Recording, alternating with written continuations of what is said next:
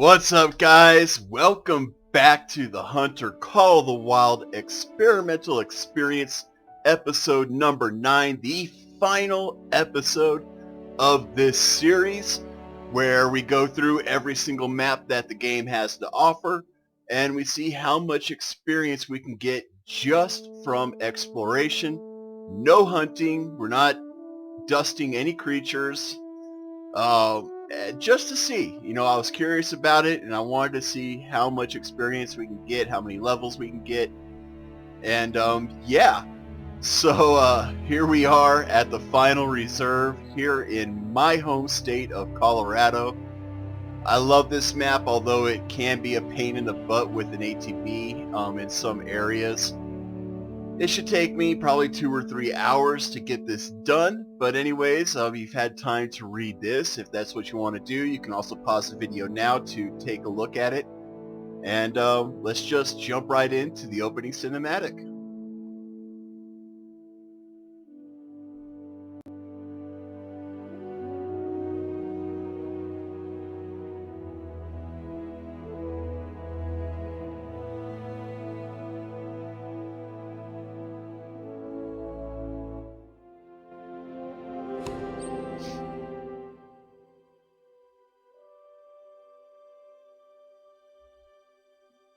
Welcome to where I call home. I've been roaming these parts since I was old enough to, well, roam. There isn't a mountain or lake out here that hasn't been explored by either me or my dad.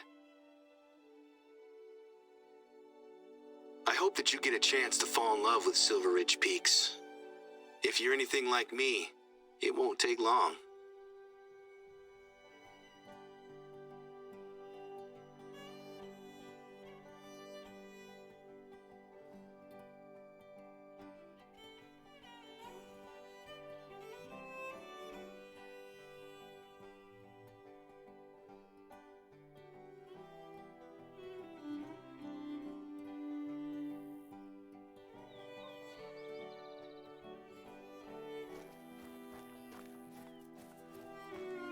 Good morning. I hope you got a chance to grab a big breakfast before heading out. There's a lot of ground to cover and it's tough on an empty stomach. Anyway, I'm sure you'll be glad to know that I already have a job for you. While things are quiet, I've been using our outpost to store essential supplies. There is an outpost not far from you that has a small stockpile of bottled water and canned goods. I need you to grab some things from this outpost and ferry them over to one of our observation towers. Don't worry, it's not a long journey. You'll be back to hunting in no time. Before now, we've always just used the lakes for drinking water. But ever since Dad got ill, we've had to put emergency measures in place. We always had emergency supplies, of course. But now we need to account for the possibility that our entire water table is polluted. Dad and I are convinced that it's just the one lake, polluted by the old mining sump next to it. But it's taking forever to get tests done, and it's not worth the chance of someone else getting sick.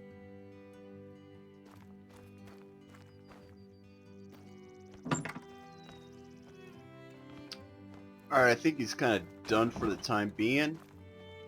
So this is what the outpost looks like. Really simple. It should be a log cabin in my opinion, but hey, whatever. I'm not going to complain too much.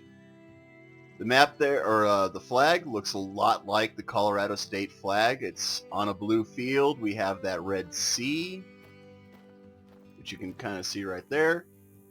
And then we have the, like a sunset or a sunrise in the middle there in that middle circle. So really close to the Colorado state map. I was rather impressed when I first saw that. Anyways, let's take a look inside at the actual outpost itself. Quite different from all the other outposts we've seen. Very much smaller than the other ones.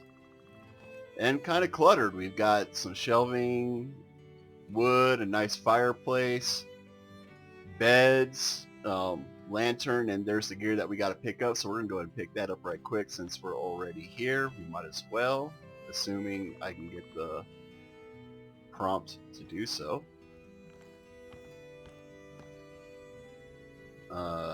What? Why is it not prompting me to pick this stuff up? Huh. Weird. We may have to come back to that later. But yeah, let's go check out the outpost itself. I will see you guys when we get there. It is kind of a long trek even with the ATV. So yeah, here we go. Alright, so here is the lookout tower, all made of wood like you'd expect here in the mountains of Colorado.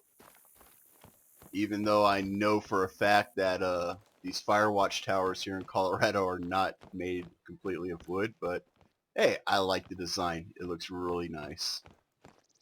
We're going to head on up inside and take a look around.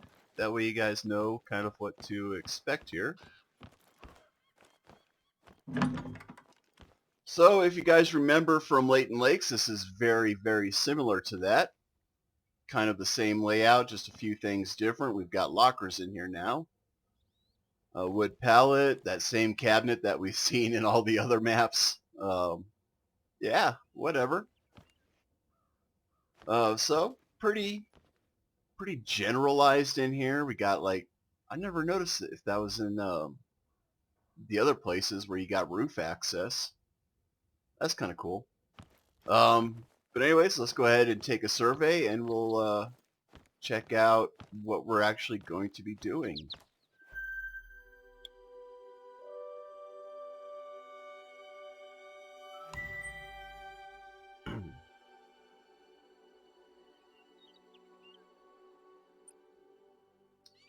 Alright, so here is the map of Colorado for the game.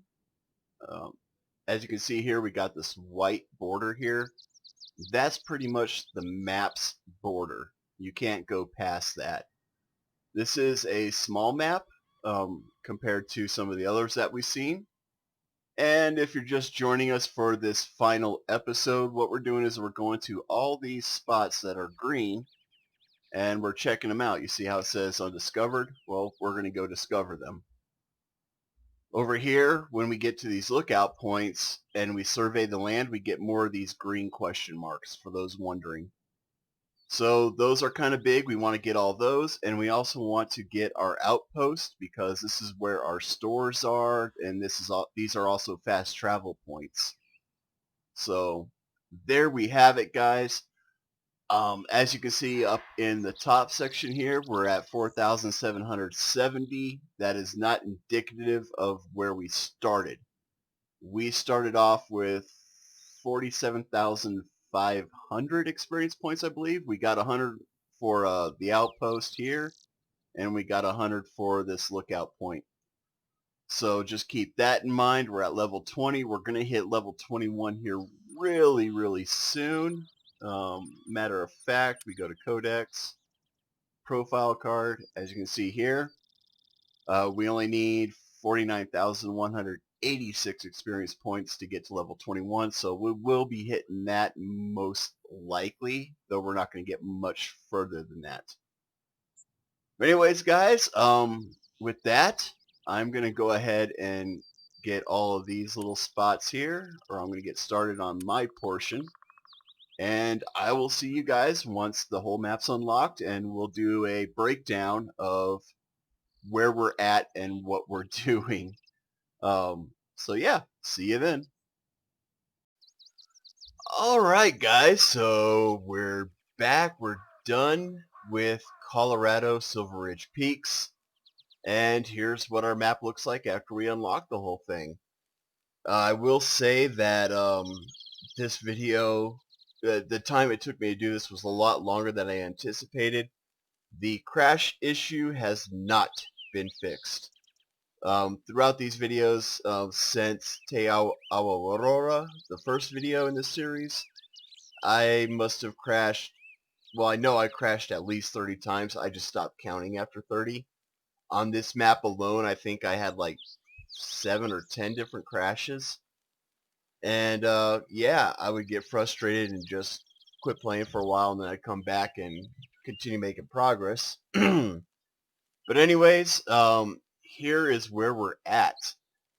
We now have 52,400 experience points, which means that Silver Ridge Peaks gave us a total of 4,900 experience points.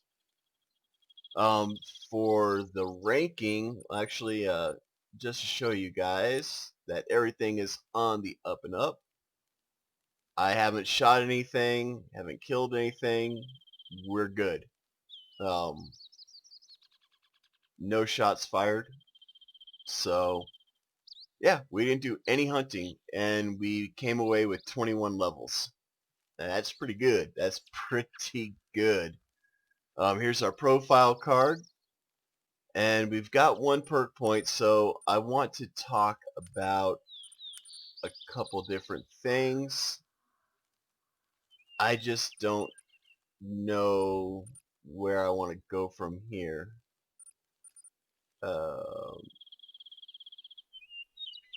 That's actually a good one to get.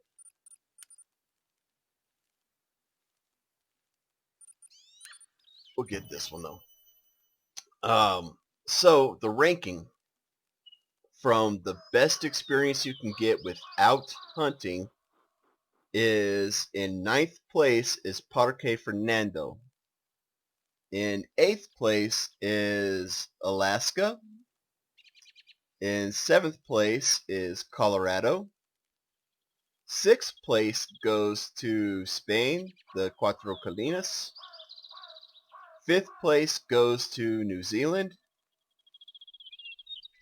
4th place goes to Africa. 3rd place goes to Russia, Medved. 2nd place goes to Leighton Lakes, the Western Pacific. And number 1, as I've already stated before, goes to Germany at the Erzfelden National Reserve. So, if you want to get some quick experience, get some levels going, this is actually a very viable way, assuming the game is working correctly for you. And there's just too many benefits to not do it, assuming you have the time and the patience to do it. I'm not gonna lie, there were shots I wanted to take. Things were just lined up perfectly. I wanted to take some shots. I didn't because I was doing this experiment and I wanted to keep it as legit as possible. So you would end up with way more than 21 experience points by the time you finished it out like I did. If all you did was explore, and you would most likely end up doing some hunting, completing some missions on the way. I avoided all that stuff, so this is raw. 21 levels and 6 skill points, 5 perk points. For the benefits, we've got the 6 skill points and the 5 perk points before we've even had to fire a single shot. That's going to help us out tremendously once we start actively hunting. This effectively puts us ahead of the curve of everybody else that is starting fresh and going straight into hunting. This will make our hunting experience a lot easier. The second benefit is every map you go to after you do this, all this is unlocked, guys. So you can literally just bounce from outpost to outpost to accomplish missions, to go hit up your favorite hunting grounds, whatever. You don't have to go through and try to explore all that stuff again. When you come to the map, it's just boom, where do I want to go? Like, for example, we have this story mission that we skipped over at the very beginning.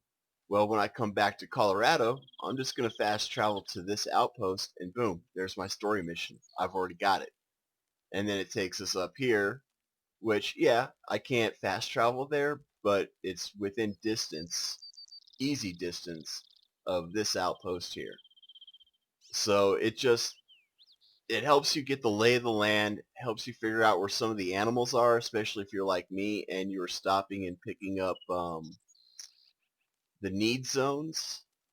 And I know I've picked some up on this map. Do I have to be closer? I may have to be closer, I don't know.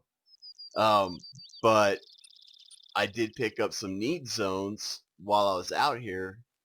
So if I'm really looking for them, I don't know why they're... Oh, there's one. So like this one here, if I'm looking for Plains Bison, I know that they have a zone here from 3 a.m. to 10 a.m. And yeah, I mean, you can pick those up while you're doing all this. So you can already, you're basically scouting out the land before you hunt. And even if you don't go through all 9 maps like I did, even if you just go from, say you start New Zealand, scout it all out, start doing your missions, start doing some hunting. Then when you go to your next map, do the same thing. Scout it out before you start doing any active hunting, before you start doing any of the missions, and you should be golden. Really, I mean, this is just a huge benefit. So I know I'm talking a lot, and this video is probably getting pretty long, so I'm going to go ahead and cut it here, guys. If you happen to watch all 9 videos, hey, mad love for you. Thank you so much for doing that. If I earned it, please consider giving these videos a like, and even better, subscribe. And don't forget to comment, guys. I would love to hear your feedback on how I can improve. So, yeah, I don't know what the future holds for my next video series. My idea was to go to New Zealand and start doing story missions and just do all the story missions for each map. But with all these crash issues that I have right now with the game, I think I'm going to put that on hold until Expansive Worlds and Avalanche Studios get their heads out of their asses and get it fixed. I know that's kind of a blunt and harsh way of putting it, but that's where I'm at right now. I'm just tired of the crashes, and I don't want to waste time making videos if I'm just going to end up losing all my progress again.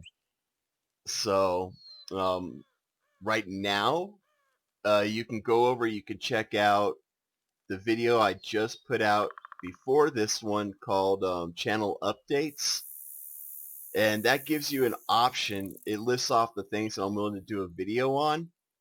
And for sure, comment over there. Let me know what you would like to see. I know one person has already voted for Lumberjack Dynasty. That was Maria. Maria, thank you so much for jumping on that. I do appreciate that. So if that's not what you guys want to see, you got to go over there and outvote her. You know what I'm saying? Otherwise, we're going to head over to Lumberjack Dynasty after this. But anyways, guys, thanks again so much for watching. As always, be safe, be cool, have fun,